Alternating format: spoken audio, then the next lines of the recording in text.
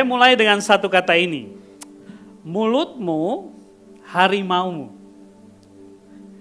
Pernah dengar? Yes. Dan saya yakin kita banyak sudah dengar tentang ini. Dan orang selalu kasih tahu kita tentang ini, betul? Bahwa artinya hati-hati dengan perkataanmu. Faktanya, setiap hari kita itu mengeluarkan ribuan kata tiap hari. Ini ada penelitiannya, jadi kalau fakta ini mungkin udah ada yang tahu, tapi saya kasih lihat, ada satu peneliti namanya Lone Brizidane. Dia profesor di universitas di California. Dia bilang bahwa wanita itu berbicara 20.000 kata per hari. Coba lihat pasangannya, lihat pacarnya, lihat anak homselnya. Ternyata bawel juga ya. Pria hanya 7.000. Syukur 7.000. Boleh kan bila kiri kanannya lagi, kamu bawel juga ya ternyata ya. Kalau yang suami-suami udah kayak, iya betul banget katanya. Tapi Bapak Ibu Saudara, ternyata sekarang itu tambah berkembang. Kenapa? Di media sosial, Twitter, WA, IG, Thread, apalagi TikTok, ternyata lebih tambah banyak lagi nih orang berkata-kata. Benar gak sih? Menyampaikan isi hatinya dan dia sampaikan gitu ya. Nah, tanpa sadar kita tuh mungkin sadar juga bahwa kadang-kadang kata-kata kita itu kadang tidak berarti, benar gak sih? Sampah. Atau ada yang membangun.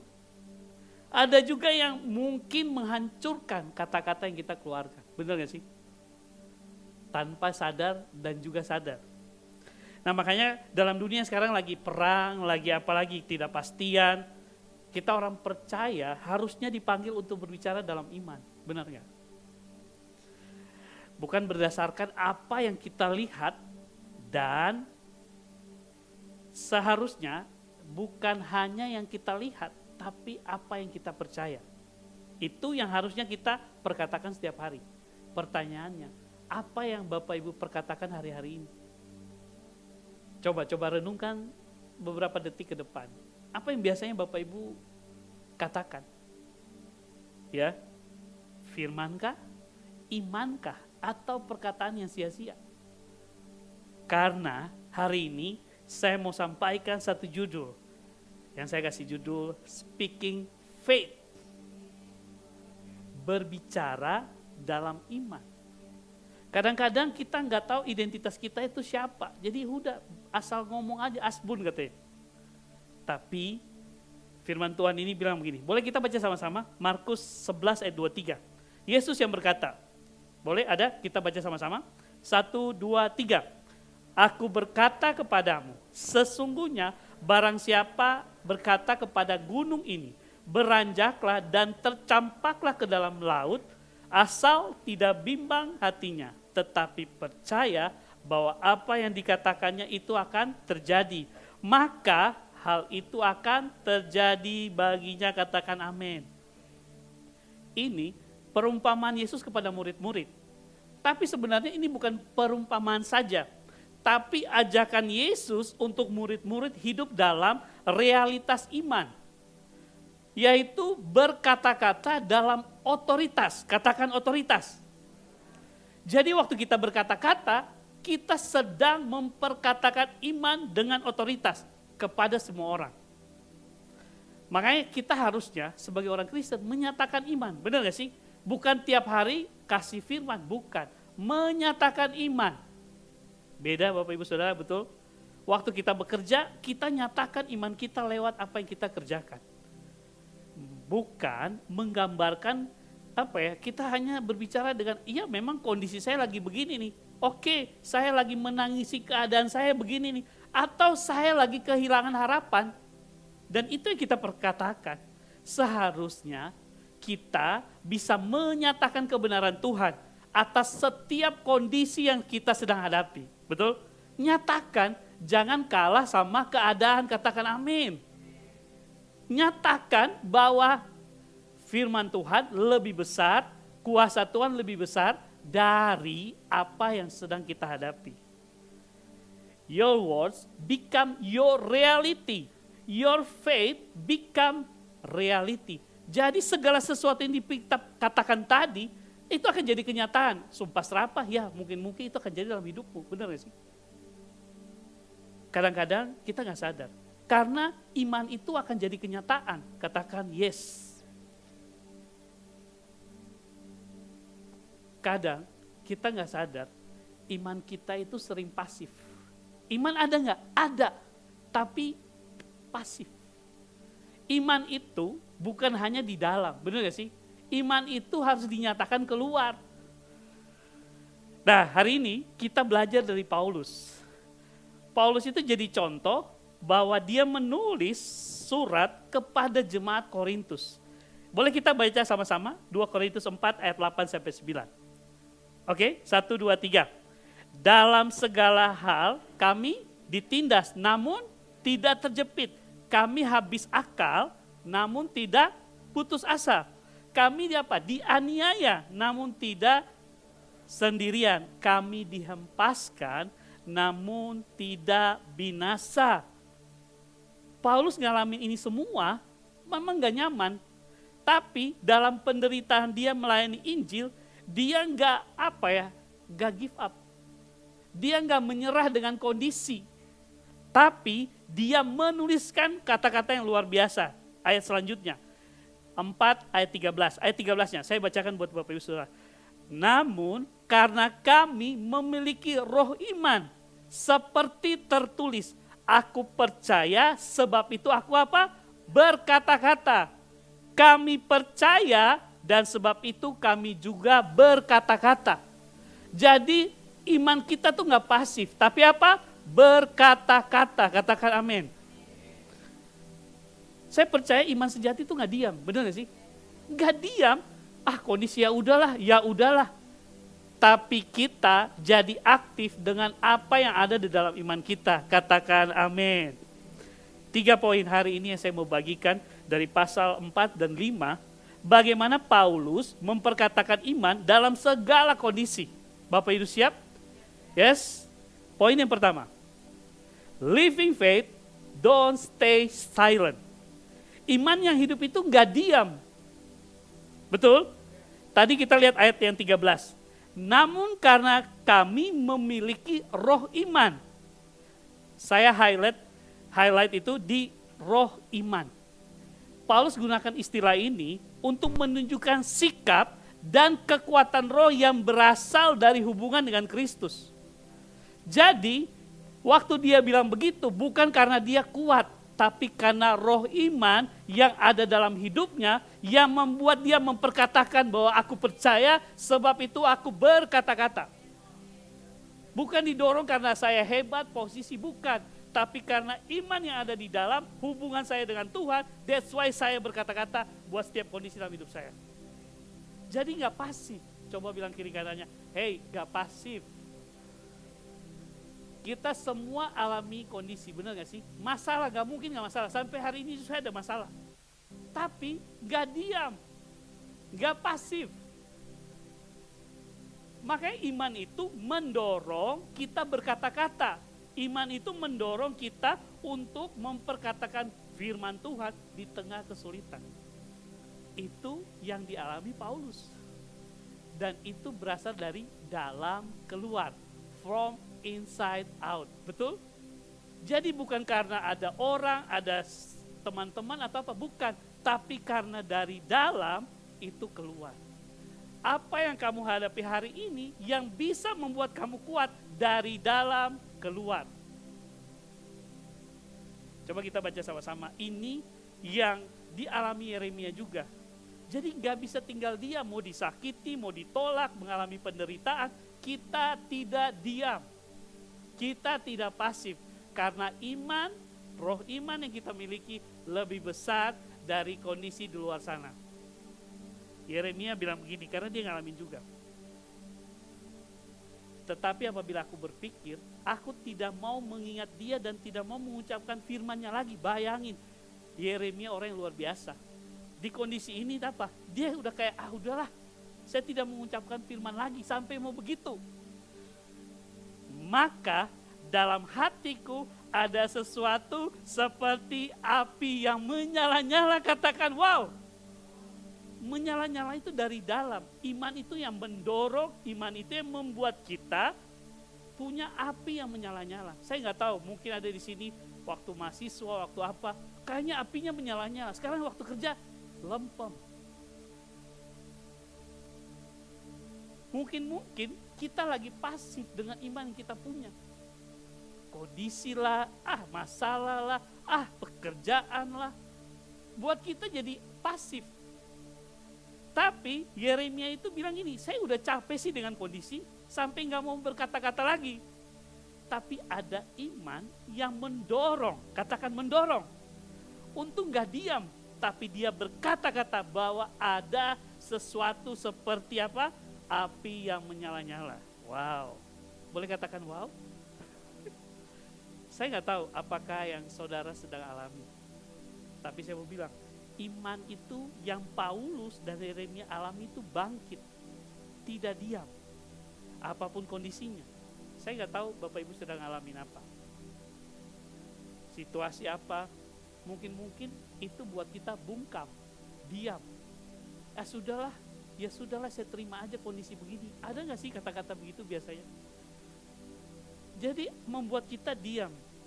Nah hari ini saya mau bilang bahwa mari bangkitkan iman kita. Iman itu selalu ada. Coba cek dalam hatimu. Yes, saya percaya. Percaya itu jadi iman saudara. Yang membuat bangkit dari apa yang kita alami hari-hari ini.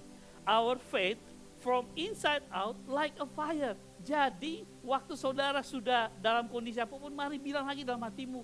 Yes, saya punya iman. Saya punya iman dalam hati yang akan membuat saya bangkit. Membuat saya keluar seperti api yang menyala-nyala. Betul? Yes. Jadi hari ini mari iman kita nggak diam. Katakan tidak diam. Tapi ada firman yang keluar dari hati kita seperti api yang menyala-nyala. Amin Bapak Ibu Saudara. Saya hari ini bukan hanya ngomong kata-kata doang. Hari ini saya mau ada impartasi iman yang terjadi buat setiap hati yang mungkin sudah pasif. Mungkin sudah ada, udahlah saya gak percaya Tuhan. Hari ini bukan hanya kata-kata, tapi ada impartasi iman yang terjadi dalam hidup Bapak Ibu Saudara. Katakan amin. Yes, itu poin yang pertama. Living faith, don't stay silent. Yang kedua, apa yang terjadi dengan Paulus? Speak the word of God.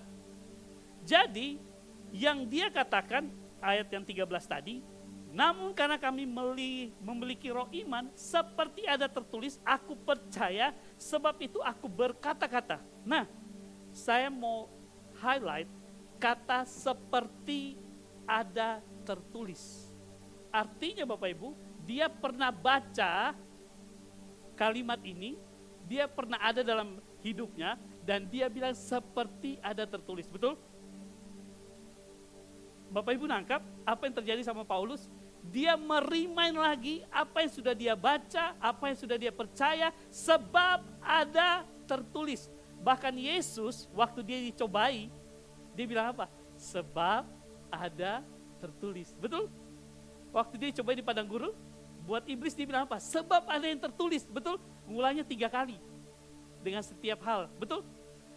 Paulus lagi bilang gini bahwa dia itu lagi mengutip pemazmur. Kenapa? Kondisi pemazmur hari itu hampir mati. Tapi dia menyatakan percaya kepada Tuhan, dan Paulus melihat teladan firman dari pemazmur. Lewat firman yang ada dalam hidup Paulus. Aku percaya, sebab itu aku berkata-kata. Gak ada orang yang bisa bilang percaya kalau gak ada didorong sesuatu dalam hidupnya. Gak ada hal yang ada dalam hidup, kalau hidup saudara kosong, gak mungkin firman Tuhan itu bisa keluar. Tapi karena ada firman yang hidup, itu yang membuat saudara berkata-kata. Sebab ada tertulis, saudara baca, kenapa kita punya tadi save the word? Karena kita akan ulang, betul? Nah, dalam kondisi apapun, saudara akan bilang apa? Sebab ada tertulis. Mau kondisi apapun, saudara bilang, sebab ada tertulis. Aku berkata-kata dengan firman dari dalam hidupku. Karena saya punya firman, benar gak sih? Betul? Karena itu apa? From inside out. Jadi kondisi gak akan bikin saudara berubah. Istrimu nggak akan bisa membuat engkau berubah. Keluargamu nggak akan bisa membuat engkau berubah. Hanya yang membuat engkau berubah adalah firman yang ada dari dalam keluar dalam hidup. Amin. Gak ada yang bisa membuat kita berubah, saudara. Hanya Tuhan yang membuat kita berubah dari dalam keluar. Bahkan Salomo bilang begini, Amsal 18 ayat 21. Hidup dan mati apa? Dikuasai. Coba kita baca sama-sama supaya saudara ada sesuatu dalam hati juga, betul? Ditaruh. Oke, Amsal 18 ayat 21. 1, 2, 3. Hidup dan mati dikuasai lidah. Siapa yang menggemakannya akan apa yang saudara gemakan. Menggemakan itu artinya apa? Selalu diperkatakan berulang-ulang. Jadi apa yang keluar dari mulut kita itu mencerminkan apa yang di dalam hati. Hatimu lagi apa? Hatimu simpan apa? Firmankah atau kata-kata yang membuat engkau hancur atau down? Tergantung hati saudara bagaimana. Betul? Nah, jadi kita harus ngerti bahwa apa yang Paulus alami itu karena dia punya sesuatu yang sudah ditaruhkan dan dia mengeluarkannya. Itu apa? Firman Tuhan. Betul? Nah, saya mau kaitkan sama peristiwa Ayub. Kondisi Paulus ini mirip-mirip. Nanti saya akan ada bikin ilustrasi supaya Bapak Ibu ngerti nih. Ternyata kita tuh ngalamin seperti itu. Oke? Kita lihat Ayub. Bapak Ibu udah tahu ceritanya, terkenal banget ya. Betul gak sih? Jadi Ayub itu ngalamin yang luar biasa. Betul? Sampai dia mengalami ini. Boleh satu orang? Gary boleh. Supaya Bapak Ibu ngerti nih kenapa Ayub bisa begitu banget. Oke, Ayub ya. Ayub apa? Kena penyakit. Benar gak sih? Anak mati. Harta habis. Yang paling sadisnya ditinggal istri. Ini kondisi yang gak gampang, saudara. Benar gak sih? Coba saudara di kondisi ini, mau gak? Siapa yang bilang ya tuh? Saya dengar tadi siapa yang bilang ya. Oh enggak ya, enggak ya. Oke. Tapi di satu titik, ini semua terjadi. Satu titik. Ayub bilang begini. Boleh kita baca sama-sama? Ayub 1 ayat 21. Oke, ready? 1, 2, 3. Tuhan yang memberi, Tuhan yang mengambil, terpujilah. Logika, udah terjadi gini dia bilang gitu, sanggup gak tuh? Sanggup gak? Saya percaya firman yang ada di dalam itu yang membuat dia mendorong dia bisa katakan itu, padahal situasinya lagi begini loh. Iya gak sih? Siapa yang hebat? Ayub hebat? Gak ada. Kalau saudara baca, dia udah mau putus asa. Dia udah, udahlah Tuhan, udahlah. Udah begitu. Tapi di titik ini, Tuhan yang memberi, Tuhan yang mengambil, apa? Terpujilah nama Tuhan. Kevin, ini kehidupanmu. Coba bayangin ini kamu. Oke? Ribet ya. Maaf ya. Gak apa-apa, memang hidup kita ribet sih. Hilang kerjaan.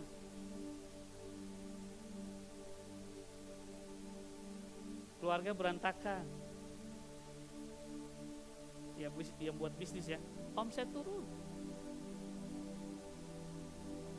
Yang single putus sama pacar.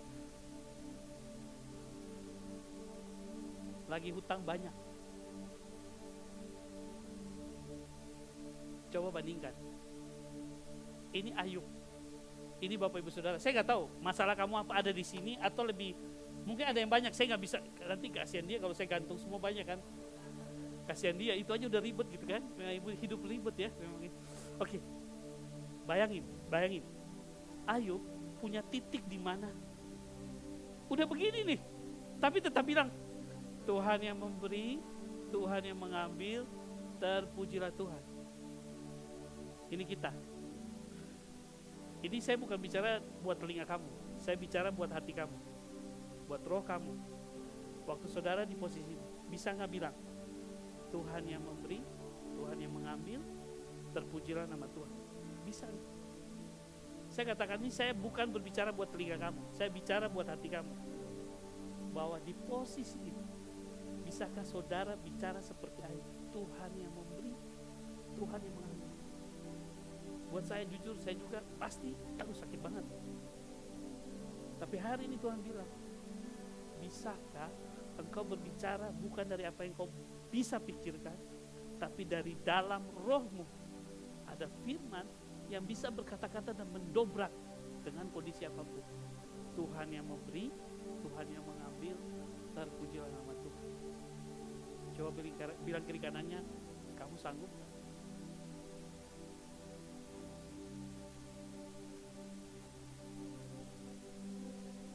Mereka, Paulus dan Ayub itu gak menyangkal rasa sakit. Ingat, tetap ada rasa sakit. Oke? Gak menyangkal bahwa, bayangin, ditinggal istri semua. Kita lagi hutang banget, apa? Sakit itu masih ada, bener gak sih? Yes? Tapi karena dorongan waktu dia ada iman yang hadir dalam hidupnya, yang ada dalam hidupnya, itu yang mendorong dia bisa berkata-kata dengan semua situasi begini. Amin. Mari saudara, di kondisi itu mari perkatakan sesuatu dari iman yang kamu punya. Saya berbicara bukan buat telinga kamu, saya berbicara buat hati kamu. Apapun kondisi saudara hari ini, mari let's speak words of God over your situation. Apapun saudara, situasimu lagi apa, let's speak. Speak iman yang ada di dalammu keluar. Saya nggak tahu situasimu lagi apa saudara. Tapi hari ini mari perkatakan firman dalam hidup. Tetap teguh dalam firman. Bahkan di semua hal yang terjadi ini. Karena kita tahu Ayub, Paulus, mereka speak something. Dan mereka mengalami kemurahan Tuhan yang luar biasa dalam hidup mereka. Katakan amin. Thank you guys. Gak usah dibuka, langsung duduk aja. Supaya mengambil beban. Kok jahat? Nggak sengaja supaya mereka bilang bahwa itu mereka membawa beban dan kita punya beban. Benar saudara? Yang ketiga, yang terakhir, speak the word with courage. Jadi kadang-kadang kita ada speak tapi kayak nggak tahu tuh Tuhan bilang apa? Iya nggak sih? Ya yo, yang suka begitu senyum-senyum aja nggak apa-apa. Kadang-kadang kita begitu. Ya, nah di Korintus 4 ayat 13 tadi, kalau Bapak Ibu Saudara baca, itu ada pengulangan, benar gak sih? Tapi kata-katanya berbeda, betul? Aku percaya, yes, sebab itu aku berkata-kata. Kami percaya, sebab itu kami berkata-kata. Kalau diulang itu menurut saudara penting gak sih? Karena itu lagi meyakinkan diri bahwa yes, situasi berat banget nih. Meyakinkan diri bahwa yes, saya percaya. Hari-hari ini kau sendiri memang kayaknya susah banget, tapi saya mau bilang saya percaya. Saya percaya. Maka saya berkata-kata. Nah, tadi saya bilang dari pasal 4 ke pasal 5, saudara lihat. Korintus 5 ayat 8 bilang gini. Maka hati kami penuh keberanian. Wow. Jadi saudara berani bukan karena saudara bisa, tapi karena saya percaya, saya berkata-kata, maka hati kami penuh keberanian. Jadi firman Tuhan yang membuat saudara itu jadi berani. Bukan karena saudara, tampang saya kayak itu gak sih yang orang-orang Ambon biasanya itu. Bukan beraninya begitu saudara. Tapi karena saya percaya, maka saya berkata-kata. Sehingga hati kami penuh keberanian. Bahkan di situ bilang dan terlebih suka kami beralih dari tubuh ini untuk menetap pada Tuhan. Dia pengen cepat-cepat, Paulus pengen cepat-cepat selesai di dunia ini. Tapi Tuhan bilang, jangan, belum selesai. Udah gak kuat. Coba bilang buat kamu kiri kanannya, jangan cepat-cepat ke Tuhan, belum selesai. Belum selesai guys. Masalah banyak, iya betul, tapi belum selesai. Katakan belum selesai. Belum. Saudara harus perlu berani dulu untuk bisa over the situation, betul? Yes. Nah, saya percaya nggak mudah, benar. Nah, ada satu kisah yang menarik. Saudara akan lihat ini sesuatu yang iya ya, bisa ya. Kenapa Paulus bisa begitu? Nah, kita back lagi sebelum dia jadi Paulus, oke? Nah, kisah Stefanus, Bapak Ibu tahu ya, Stefanus, dia kan dirajam ya, benar? Batu sampai mati, benar? Nah, ini yang menarik. Dalam satu genting itu, Stefanus itu katakan sesuatu ternyata. Tapi yang menarik, kita lihat dulu dia katakan apa. Boleh kita baca sama-sama supaya saudara tahu apa yang Stefanus katakan. Ayat yang ini aja, 59. Sedang mereka melemparinya, Stefanus berdoa. Bayangin ya, Ayub begitu. Tapi Stefanus lebih luar biasa lagi. Udah dilempari tapi dia berdoa. Ya Tuhan Yesus, terimalah rohku. Sama kayak Paulus, udah selesailah. Sambil berlutut ia berseru dengan suara nyaring, Tuhan, jangan tanggungkan dosa ini kepada mereka. Wah gila. Level apa ini? Paham gak? Ayub begitu ya, udah selesai semua. Tapi gak mati. Stefanus dalam kondisi dirajam, ini mau mati nih. Tuhan, terima rohku. Ampuni mereka Tuhan. Wah gila sih. Bapak Ibu bisa bayangin gak? Situasi begitu di apa sih namanya kalau di di kantor biasa apa? Sikut-sikutan. Saya saking lupa di kantor, saya lupa lagi ya, udah lama gak ke kantor. Maksudnya di sisi kan gak ada sikutan soalnya. Dulu iya. Bener.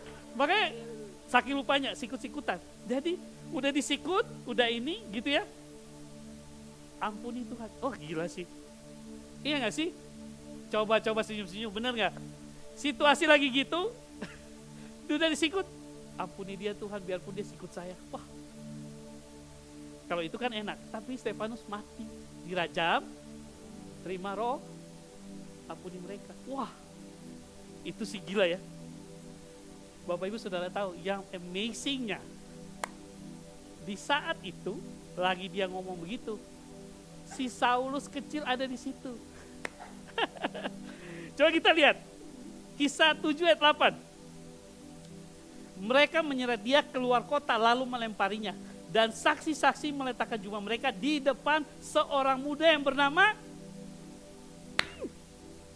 Jadi Paulus yang luar biasa itu, dia pernah ditanam bibit benih dari seorang Stefanus. Can you imagine? Paulus yang luar biasa itu, karena perkataan Stefanus, dia jadi Paulus yang luar biasa itu. Saudara kan, bahwa firman yang kita kasih itu gak pernah sia-sia. Saulus bunuh orang banyak, itu kan masih kecil kan, masih muda. Tapi dia udah bunuh orang banyak tuh, orang Kristen. Ya, tapi dia mengalami pertobatan di pintu kota Damsyik, benar? Hey, itu bukan karena, no, tiba-tiba, gak pernah tiba-tiba.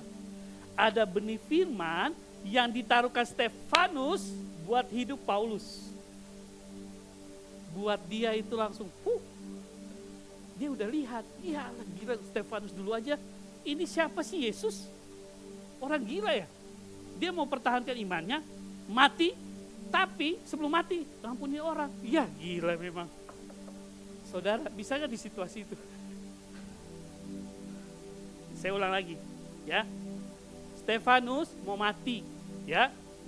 Tetap nyatakan iman, yes saya percaya sama Yesus. Tapi sebelum mati, saya ampuni mereka. Paulus lihat, Saulus kecil lihat. Gila sih. Ini siapa Yesus? Manusia bukan atau Tuhan atau apa? Tapi karena benih yang Stefanus taruh, Paulus jadi orang yang luar biasa. Betul? Betul? Yes, itu faktanya. Kenapa Paulus jadi luar biasa gitu? Karena benih firman yang ditaruhkan. Wow, katakan wow. Saya tahu kita belum level dianiaya, benar gak sih? Untuk menyatakan iman belum level yang harus dirajam, belum.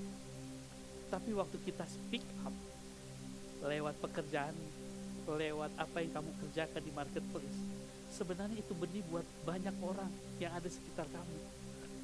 Ya, speak with courage, dengan berani. Jadi waktu kita menyatakan iman bukan pakai firman, gak usah. Yes, gak usah jadi pendeta, gak usah. Susah guys, jadi pendeta, benar. Perjalanan harus panjang gitu, tapi kita bisa berkata-kata lewat tindakan kita. Lewat apa? Sikap kita. Lewat senyuman saudara tiap pagi datang selamat pagi. Itu yang membuat orang tahu, ini anak siapa sih kok gini banget. Ada satu cerita, siapa ya? Edward, sorry Edward kamu gak di sini, saya ceritain kamu. Jadi Edward itu sering minta, oh ini mau makan apa? Gitu ya, di kantor biasa. Ini sampai orang datang, kamu kenapa setiap saat mau makan apa? Ayo saya beliin dan sebagainya. Tapi dia lakukan itu sampai orang bertanya, kamu kenapa sih? Emang rela gitu melakukan ini? Jadi kata-kata itu, tindakan kita itu lebih besar pengaruhnya daripada hanya segera ngomong, benar sih? Jadi saya mau mendorong buat setiap kita, mari kita berkata-kata dengan apa yang sedang kita alami. Asyar boleh bantu, ini boleh dibagikan, boleh. Hari ini kita mau praktek, boleh gak kita praktik sama-sama? Oke? Oke? Kenapa? Karena ini harus dilakukan, dipraktekkan, gak bisa cuma dengar dan gak dilakuin. Yes? Ini ada firman, ini Pastor Ashley, waktu di Powerhouse pernah di ini juga. Boleh ya slide? Oke. Saya pengen semua ini, mungkin bisa dibawa ke dompet, tas gitu ya. Nah, saya bikin simpel gini supaya saya mau lihat bahwa kita itu bisa mempraktekkan speak the word with courage. Ya. Oke. Are you ready? Kita mau praktek, ya. Kita baca, karena ini kebanyakan kecemasan nih, sekarang lagi mental health lagi naik ya guys. Jadi kita bolehkah sama-sama perkatakan dari apa itu? Filipi 4 ayat 6 sampai 7, boleh? Oke? Udah belum? Sebentar. Kita praktekkan. Nanti di rumah saudara bisa, baru ditambah lagi terserah. Tapi ini jadi, saya lagi sakit nih, saya lagi punya pemulihan nih, atau saya lagi khawatir sama masa depan. Saudara bisa praktek, perkatakan, oke? Sudah semua? Oke. Kalau sudah, kita baca sama-sama. Sabar, sebelum baca.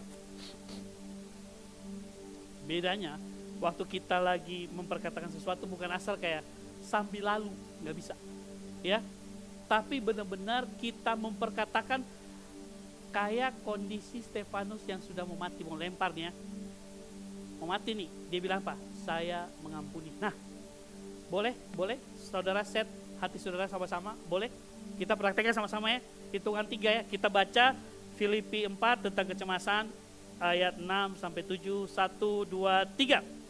Janganlah hendaknya kamu khawatir tentang apapun juga, tetapi nyatakan keinginanmu kepada Allah dalam doa dengan ucapan syukur. Damai sejahtera Allah yang melampaui segala akal akan memelihara hati dan pikiranmu dalam Kristus Yesus. Katakan amin. Mari praktekkan Bapak Ibu Saudara. Speak the word with courage, dengan berani bahwa yes, over condition, over saya speak blessing buat hidup saya. Yes, saya percaya ini akan powerful waktu saudara mulai membangun iman saudara untuk melampaui apapun yang kita sedang hadapi. Let's speak the word of God over your condition, over your situation. Dan saya percaya waktu itu saudara lakukan, ada banyak perubahan yang akan terjadi dalam hidupmu. Amin. Oke, so satu kesaksian terakhir sebelum kita tutup. Kemarin saya ke misi. Jadi ada satu desa namanya Desa Sisir. Desa Sisir itu 9 jam perjalanan. Darat pakai apa tuh? Pakai truk. Duduknya ya gitulah ya. Habis kayaknya pantat saya 9 jam, Saudara. Bayangin ya. Tapi pas tiba ada penyambutan. Jadi ada di sana itu ada penyambutan dari tua-tua adat lah yang setempat. After acara kita ibadah, kita fellowship, makan ya. Nah kita itu kita inilah situasi di sana. Kita disambut pakai mereka pakai kain adat setempat gitu ya. Nah ngobrol sama tua-tua. Di satu sisi saya lagi ngobrol sama 3 tua-tua. Itu 4. Jadi Bapak Pendeta ini ada beberapa tua-tua. Kita lagi ngobrol karena mereka itu jujur atmosfernya nggak enak memang ya, saya rasain. Ada banyak penolakan, ketidakpercayaan. Tapi hari itu Roh Kudus remind saya, let's speak to them. Maksudnya katakan, kalian mau ngapain sih di sini gitu. Katakan, tapi memang kelihatan banget mereka menolak untuk ada bantuan lagi karena mungkin sudah terlalu kecewa dengan banyak bantuan yang datang gitu ya. Nah, lagi jelasin pokoknya menjelaskan tentang apa yang akan kita kerjakan, kita bantu mereka dengan air dan sebagainya gitu ya. Nah, tapi di satu sisi, boleh gambarin satu lagi? Nah, ini gak kelihatan, sorry, memang ada fotonya gitu doang. KPG ada? Oh, yes. Boleh KPG berdiri sebentar? Ini tim saya, misi kemarin, boleh tepuk tangan buat KPG. Dia di marketplace, dia coach gitu ya, tapi dia mau, yes Kak, saya mau ikut. Wah, luar biasa. Jadi kami tuh, saya kasih KPG minta bantu buat survei, karena kita bukan survei air doang, tapi kita survei potensi yang ada di daerah sekitar juga, gitu ya. Karena kita mau kembangkan ke depan daerah itu juga. Jadi KPG lagi ngobrol, saya juga lagi ngobrol tadi ya sama tua-tua gitu ya. Tiba-tiba KPG bilang, Kayut bantuin sini. Hah, kenapa? Oh oke Pak, terima kasih. Udah selesai meyakinkan mereka, terbuka, pindah lokasi. Nah ini sambil makan KPG lagi ini dan sebagainya gitu ya. Nah terus saya datang, kenapa? Oh Bapak ini ngomongnya tambah dalam katanya. Jadi bicara tentang Roh Kudus ya Kak, Roh Kudus apa gitu dan sebagainya lah. Dia tanya, dia tanya bagaimana menjalankan adat tanpa bertentangan dengan firman Tuhan. Berat banget. Wah saya belum pernah lagi kan, malah saya usir kan gitu kan. Wah gimana gitu kan. Nah udah ngobrol lah Injil, bicara Roh Kudus dan sebagainya. Tapi jujur saudara, atmosfer itu gak enak memang gitu. Jadi atmosfer ya penolakan itu, dan kan saudara tahu di daerah sana itu adat masih kuat saudara. Ya. Jadi kalau saudara yang belum pernah lihat setan, ayo ikut saya kasih lihat. Gitu. Jadi memang masih kuat banget gitu ya, agama dan itu campur gitu, mereka dengan adat gitu ya. Udah. Akhirnya saya ngomong, tapi mulai Roh Kudus bilang, Yud ini mulai buka nih. Oke. Masuk terus tiba-tiba semua kaget sih. Oke, Bapak, saya mau tantang Bapak lahir baru. Ini terlahir baru banget di sini nih. Udah, saya tantang Bapak itu pemangku adat, dia lahir baru di tempat. Dan puji Tuhan, dia terima Tuhan, terima Yesus sebagai Tuhan dan Juru Selamat. Dan amazingnya, besok pagi dia datang lagi. Nah, saya nggak tahu beritanya sebenarnya, KPG dan lain cerita. Kata dia begini. Ternyata Bapak Ibu Saudara, dia itu pemangku adat. Jadi, biasanya dia tidur itu pasti diganggu. Jadi nggak nyenyak, pokoknya nggak bisa harus jam 3, jam 2 dia bangun, apa nih anak-anaknya gitu-gitu dan sebagainya, usir lah apa kemarin dia cerita, tiba-tiba ada yang datang di depan gitu, dia harus usir apa dan sebagainya gitu. Tapi amazingnya malam itu, malam terbaik dia tidur dan tidak pernah diganggu. Boleh berikan kemuliaan buat Tuhan. Jadi malam itu kami dengan tim bilang, yes, ada pengharapan buat Desa Sisir. Amin. Kalau satu orang bertobat, seisi keluarga bisa diselamatkan, katakan amin, betul? Saya melihat pengharapan, saya bilang yes, next saya baptis dia. Dalam pikiran saya. Jadi, Bapak Ibu Saudara, maksudnya gini, kita tuh enak banget dengan kondisi hari-hari ini ada, benar? Bahkan gak sampai kayak Ayub, gak sampai kayak Stefanus, Pak. Benar gak sih? Jadi, masih ada pengharapan. Boleh bilang kiri kanannya, masih ada pengharapan. Coba ada yang muka masih kayak nggak ragu, coba sekali lagi bilang masih ada pengharapan. Saya bicara bukan buat telinga kamu, saya bicara buat hati kamu. Masih ada pengharapan. Amin. Jadi iman yang yang kita ucapkan itu mengalahkan setiap kondisi yang ada. Bahkan menyebarkan pengharapan baru. Ya, saya percaya hari ini dan kita baca satu ayat supaya saudara yakin apa yang sudah terima nih. Saya bilang lagi, bukan bicara buat telinga kamu, saya bicara buat hati kamu. Markus 11 ayat 23. Boleh kita baca sama-sama? 1, 2, 3. Aku berkata kepadamu, sesungguhnya barang siapa berkata kepada gunung ini, beranjaklah dan tercampaklah ke dalam laut, asal tidak bimbang hatinya tetapi percaya bahwa apa yang dikatakan itu akan terjadi, maka hal itu akan terjadi. Mari berkata buat gunung masalah kamu. Mari berkata buat gunung keraguan kamu. Mari katakan kepada gunung ketakutan kamu. Saya nggak tahu Bapak Ibu sudah punya gunung berapa banyak. Tapi hari ini mari memperkatakan living faith, don't stay silent, speak the word of God and speak the truth with courage. Amin. So kita tidak tinggal diam, berkata-kata. Bahkan dengan keberanian, percaya bahwa Tuhan sedang bekerja. Tuhan terus bekerja. Sampai hari ini tetap bekerja buat saudara, buat saya, buat setiap orang di tempat ini. Amin. Boleh katakan amin lagi. Boleh bangkit berdiri, kita menyembah Tuhan.